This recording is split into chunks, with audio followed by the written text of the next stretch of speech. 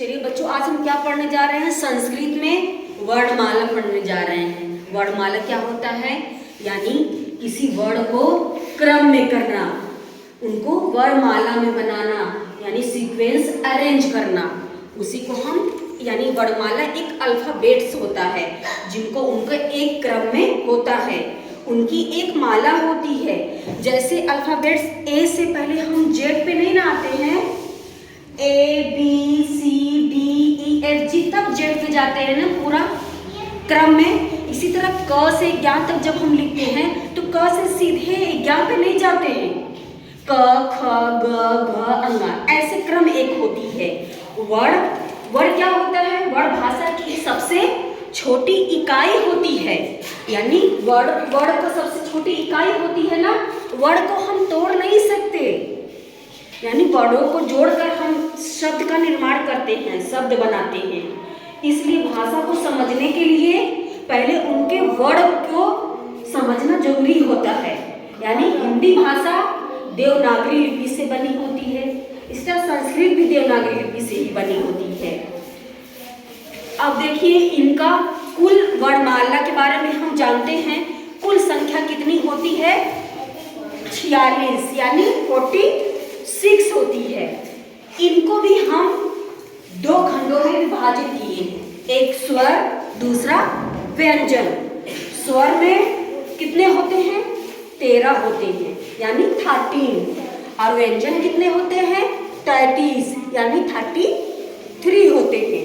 यानी स्वर हम स्वतंत्र बोले जाते हैं और व्यंजन हम स्वर की सहायता से बोलते हैं।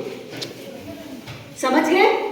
यानी स्वर को हम स्वतंत्र होते हैं, स्वर स्वतंत्र होते हैं, स्वर को हम स्वतंत्र रूप से बोलते हैं। जैसे स्वर को हम 3 भागों में विभाजित करते हैं। जैसे एक है ह्रस्व स्वर, दीर्घ स्वर, संयुक्त स्वर। ह्रस्व स्वर की संख्या कितनी होती है? 5 होती है। Very good. जैसे अ, इ, उ, री, ली। इनको बोलने में हमें जल्दी समय लगा ना। दीर्घ स्वर, इनको थोड़ा सा बोलने में हमें समय लगता है। दीर्घ स्वर कितने होते हैं? 4 होते हैं। Very good. जैसे आ, ई, उ, री। संयुक्त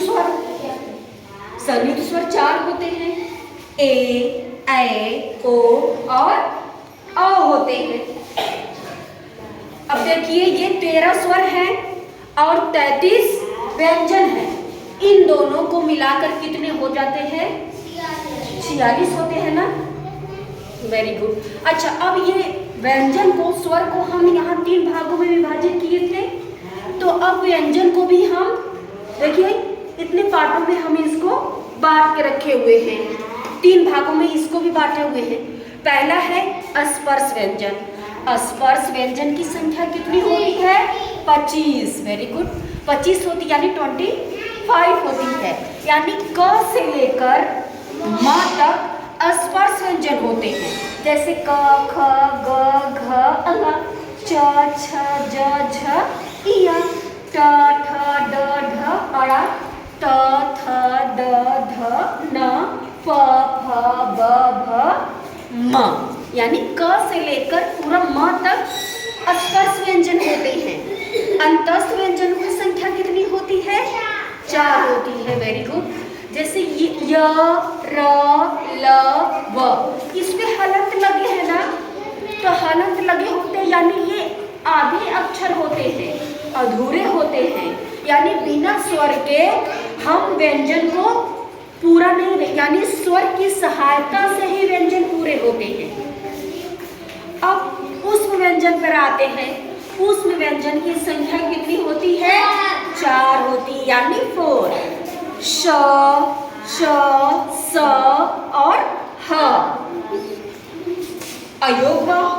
अयोगवा में अनुस्वार, जैसे अक्षरों पर ऊपर बिंदी होती है ना, डॉट लगा होता है ना, तो ये ऐसे ही ये अंग की मात्रा ये होती है, इनको हम अयोगवा होते हैं, ये बाहर से आते हैं। ये अनुस्वार यानी यही अनुस्वार इसको भी कहते हैं, ऊपर अक्षर के ऊपर एक बिंदी लगी होती है ना।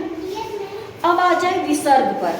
विसर्ग दो बिंदी यानी अह की मात्रा पर विसर्ग लगी होती है ना, अ जैसे बालक, जैसे यहाँ पर हम लिखते हैं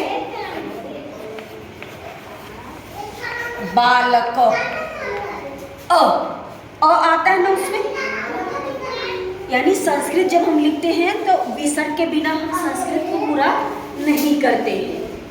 अब समझ में आ गया? यानी वर्णमालाएं कितनी होती हैं? 46, जिसमें स्वर होते हैं 13, व्यंजन होते हैं 33। दोनों को जब मिला देते हैं तब कितने होते हैं? 46 होते हैं। यानी स्वरों की संख्या कितनी होती है? 3, और यहाँ पर व्यंजन भी 3 भागों में बांटे जाते हैं।